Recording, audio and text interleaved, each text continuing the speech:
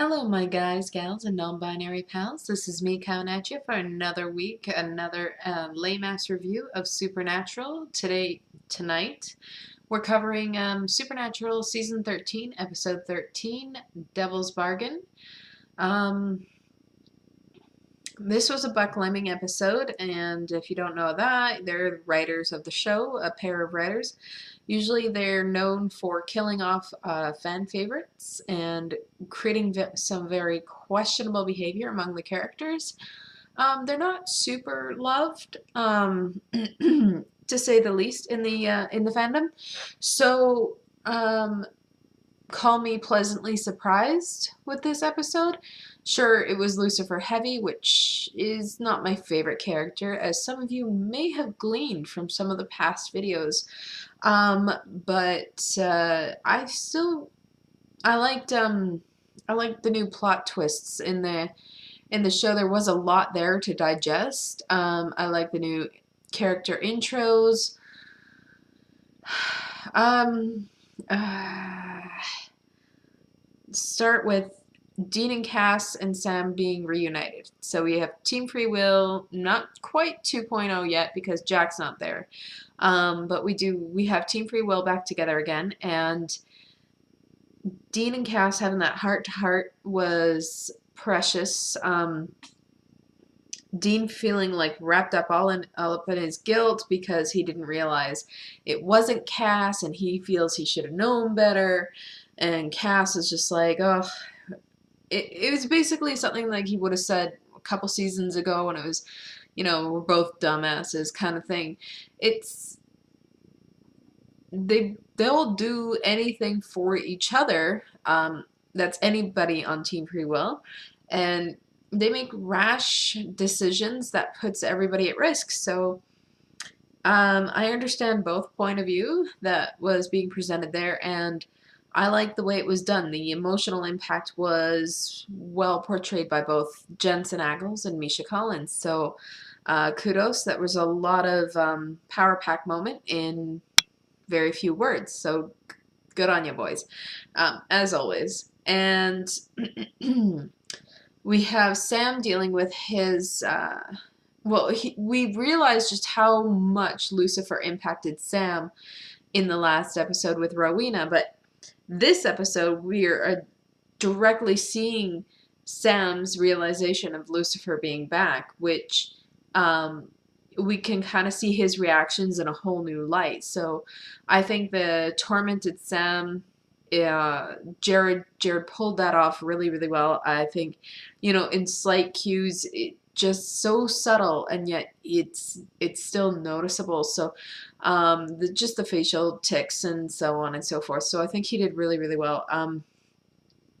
We did meet the new character, Sister Joe, or Aniel, an angel, and that's played by Jensen Ackles' wife, which is Danielle. I always say it wrong, but hey, Danielle. I'm pretty sure that's right.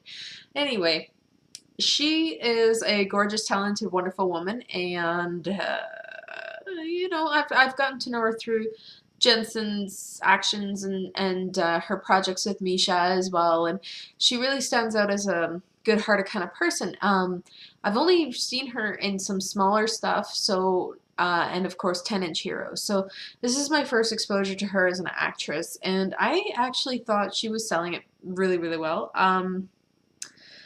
But okay, I don't think she's reached her full potential here because of the way that she was written. So we're going to leave it at that because I think there was an issue with the writing style there. Here she is, a wonderful powerhouse of a woman, a intelligent woman that's making her own way, that's smart enough to get herself out of a tough situation, and yet she's being reduced to a sex object. Again, super awesome. Cool, cool, cool, cool, cool, cool, cool, cool. Awesome. So I know she is smoking hot. There is no argument there. However, yeah, being basically Lucifer's girlfriend. I seriously hope the writing gets better for her and we get more character development. I imagine she's a badass angel that's doing her own thing. She's in a way she is.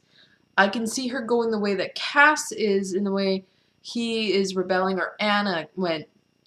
They're finding themselves. They're finding out who they are as individuals, as away from heaven, as away from the role that was done and set out for them. So that, I think, is an excellent journey of growth and development that is laid out before her. I really hope they don't just reduce her to Lucifer's girlfriend. So, really hoping that one gets a little bit better. Let's see, what else do we have going on? Asmodeus is a dick, and Ketch is a dick. I don't like his character very much. I still think the guy should just kill him. I don't think that the information that he would provide would be all that great. So not sure about any of that. And we have Gabriel back, which is horrific in the state that he was in, of course. He's a fan favorite. We have been waiting for him to come back for quite some time. I certainly love Gabriel. Liked his character. I like Richard Speight Jr. very, very much. I think he's an awesome dude. And yeah, I miss the snarkiness and the cleverness of Gabriel, the trickster. So who knows what kind of mental damage was done to him in the prison or hell or wherever he was.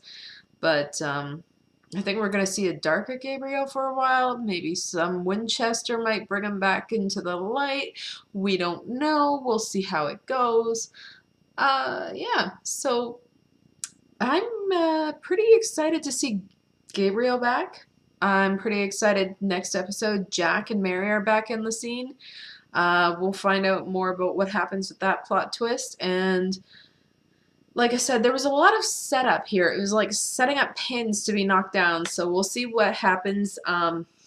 It's okay with the setup. Just stop killing our favorite characters or reducing the women to sex objects, if you may. Like, that would be just great.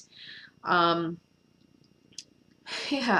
So I think that Aniel's character has a lot to grow with and a lot of potential, but what I just saw was reducing her down to a sex object. Even though you're telling us she's this wonderful, brilliant, smart, entrepreneur kind of angel woman, but yet she's Lucifer's plaything. And yeah, I get it.